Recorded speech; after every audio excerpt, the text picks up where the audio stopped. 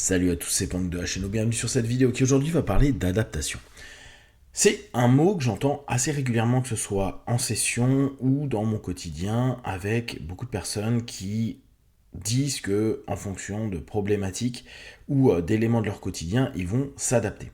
On sait que une des forces de l'être humain est justement sa capacité d'adaptation, et donc la possibilité au travers de cette adaptation-là de trouver des solutions et de pouvoir s'en sortir dans plusieurs situations.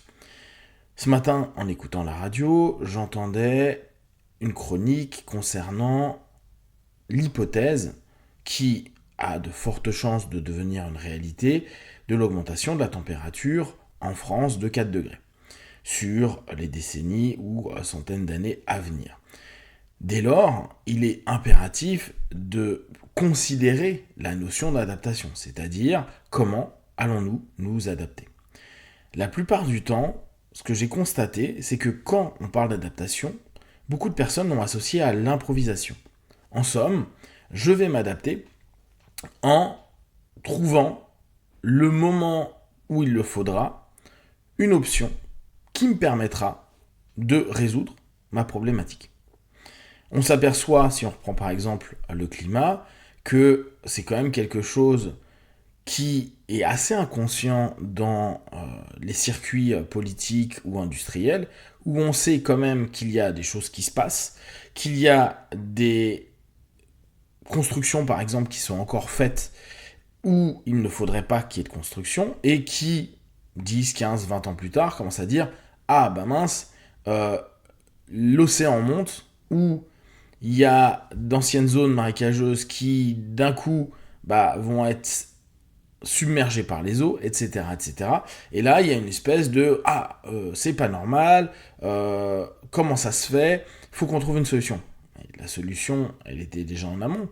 C'est pas j'improvise maintenant que tous les 2 ans, malheureusement, des personnes vont être sous les eaux, qu'il y aura une solution. C'était en amont, ne pas faire de zones exploitables financièrement, bien sûr, à ce niveau-là. Sauf que cette notion d'improvisation prend le dessus sur la notion d'adaptation. On se dit, on s'adaptera à moyen long terme, alors qu'en fait, l'adaptation est une préparation, à l'inverse de l'improvisation. Et c'est hyper important de garder cette notion en tête.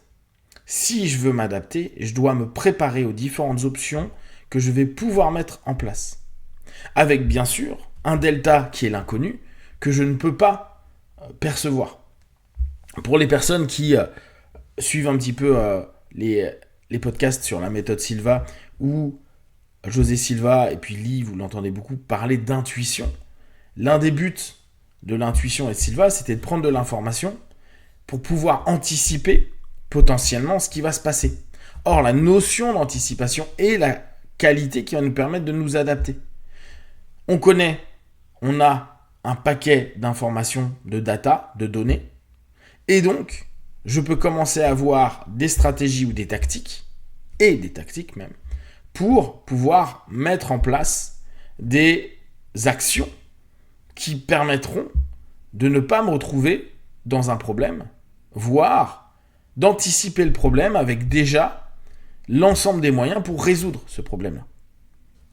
Quand on entend par moment que une centrale nucléaire a un problème, alors que ça fait déjà 20 ans qu'on entend dans les médias qu'il y a un problème, et que le moment où ça déconne, il y a une prise de panique, on est dans de l'improvisation, on n'est pas dans de l'adaptation. Mais nous, on le fait aussi dans le quotidien. On va commencer à se rendre compte qu'on a des problématiques physio, et que on va, au moment où ça crache, aller trouver une solution. Mais là, on va improviser, on ne va pas s'adapter.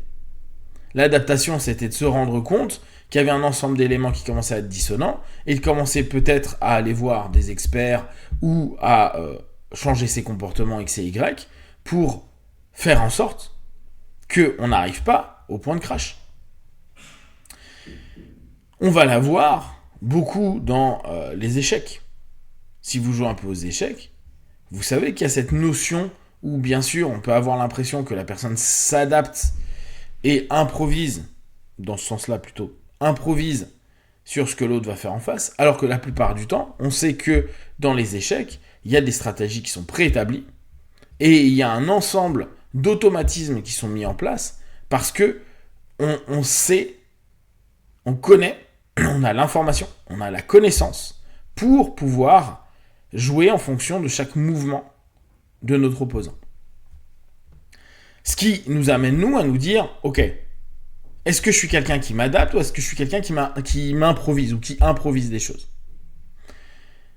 Et si, aujourd'hui, vous avez l'impression sur vos différents domaines, et vous pouvez faire ça très facilement, vous posez la question, ok, dans ma vie privée, dans ma vie professionnelle, dans ma vie sportive, dans ma vie amicale, dans ma vie sociale, dans mes différentes vies, est-ce que je suis toujours sur la notion de « Ah, il se passe quelque chose, je vais trouver une solution » et vous vous dites « C'est bon, je me suis adapté à la situation » ou est-ce que vous avez dû improviser, c'est-à-dire que l'ensemble d'options que vous avez est très bas.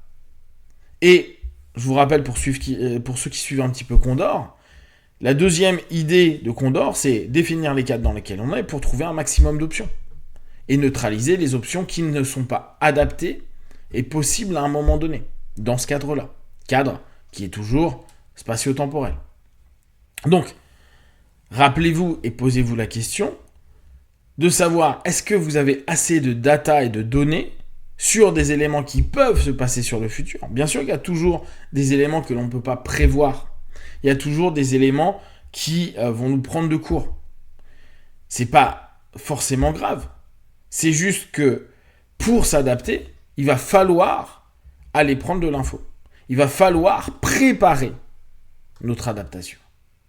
Et la préparation, là on va reprendre par exemple avec l'hypnose, l'auto-hypnose en l'occurrence, quand on dit à quelqu'un tous les jours travaille un petit peu sur ta gestion de la douleur, tous les jours travaille un petit peu sur la relaxation. Allez, on va prendre 2 énormes basiques de l'auto-hypnose.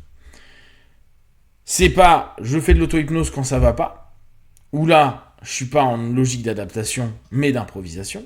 Vu que je ne maîtrise pas complètement l'auto-hypnose parce que je l'ai fait 5 fois depuis que je l'ai appris, j'ai l'impression que ça fonctionne pas, ou en tout cas les feedbacks ne sont pas ceux qu'on attend. Et donc, je suis pas du tout dans l'utilisation, l'exploitation, voire le développement des informations, données et apprentissage pour pouvoir être dans cette adaptation. Je suis dans une improvisation qui, la plupart du temps, va pas donner des résultats intéressants. Par contre, si j'ai travaillé régulièrement sur la douleur, le jour où je me blesse, le jour où je suis malade, le jour où j'ai une opération, je vais pouvoir à ce moment-là m'adapter à la situation et avoir l'ensemble des solutions, ou en tout cas des options, qui vont me donner la possibilité de moins souffrir, d'être plus en phase. Mais je l'aurais préparé. Je me serais préparé. Et n'oubliez pas, la préparation, c'est pas forcément obtenir un résultat de quoi que ce soit. La préparation peut parfois, voire souvent, ne pas avoir à être utilisée. C'est préparez-vous à la guerre au cas où ça arrive. Ça ne veut pas dire je vais en guerre. Mais on prépare les armées, on prépare les armes, on prépare l'ensemble des éléments pour se dire au cas où on peut s'adapter à la situation. Et pas wow, c'est la galère. On va embaucher plein de gens, puis même tout le monde va y aller parce qu'on n'a pas le choix. Oui, mais ils sont pas formés, c'est pas grave. Ce qu'on a fait pendant plein de guerres. Donc, notre idée, c'est de se dire, je prends un maximum de data pour créer des bases de données, créer des potentielles stratégies qui seront peut-être pas complètement adaptées, et à ce moment-là, vous pourrez associer l'adaptation à l'improvisation, mais parce que vous allez avoir cette adaptation, cette capacité d'avoir déjà des options et de savoir quoi faire, même si tout ne se passe pas comme prévu, que vous allez vous permettre d'être dans des situations moins anxiogènes, mieux dans votre quotidien, plus apaisé, et en plus être sur une structuration de vous-même qui est beaucoup plus clean que c'est bon, je vais improviser. Si vous avez des questions et des remarques partagées sur Facebook, YouTube, j'y répondrai le plus rapidement possible. Et comme d'habitude, de tout ce que je propose, ne prenez que ce qui est bon et juste pour vous tester, observer, analyser et conclure. Be one. Ciao.